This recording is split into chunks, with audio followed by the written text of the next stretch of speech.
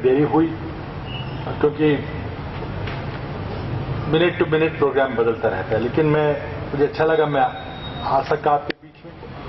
और दीपेंद्र जी ने आपके जो विषय है, आपकी जो समस्या, जो मेरी भी समस्याएं हैं, सिर्फ आपकी ऐसे नहीं है, ये मेरी भी समस्याएं हैं, उनके बारे में आपने हाईलाइट किया।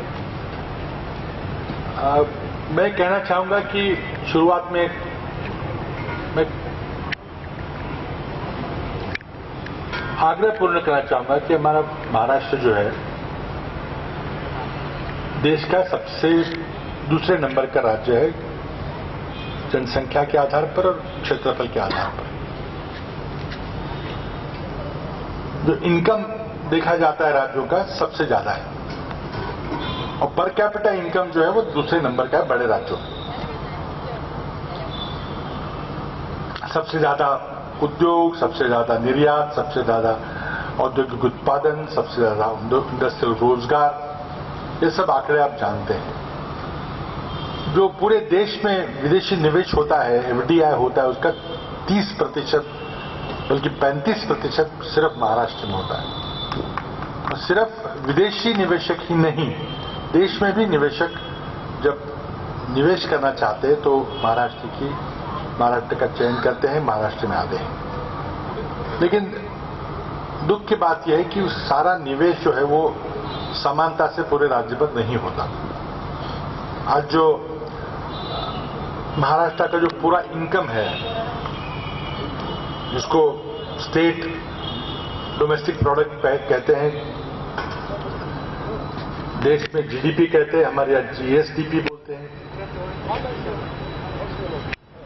उसमें से 75% जो राज्य का उत्पन्न है वो सिर्फ 5 जिलों से आता है, बाकी 25%, बाकी 35 जिलों से, बाकी 30 जिलों से।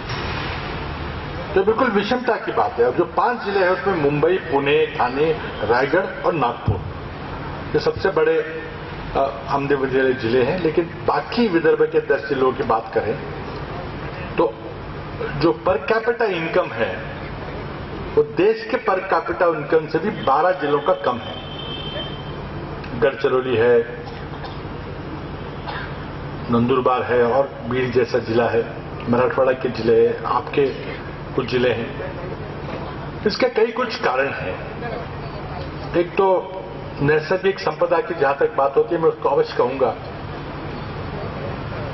कि हमारे देश में जो नैसर्गिक संपदा है वो अलग अलग जगह पे है। जैसे कोयला कहीं जगह है, लोहे के खान कहीं जगह है, तेल बिल्कुल नहीं है। 85% कच्चा तेल, क्रूड ऑयल, हमें आयात करना पड़ता है, और जिसके लिए डॉलर गिनने पड़ते हैं, जिसे हम यहां नहीं छाप सकते। और जिसके चलते पिछले साल 5.25 लाख करोड़ रुपए की विदेशी मुद्रा हमने सिर्फ तेल के आयात पे खर्च की। $99 बिलियन ऑयल ट्रेड गैप। अगर हमारे देश में पर्याप्त मात्रा में अगर तेल मिलता तो देश की हालत ही अलग होती। वही हालत विदर्भ की, पानी नहीं।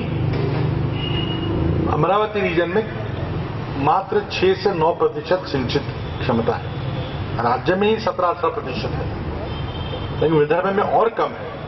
और बारिश अगर नहीं आई तो किसान की हालत आप जानते हैं क्या होता है, और उसके परिणाम भी आप जानते हैं, और लोग नहीं समझ पाते।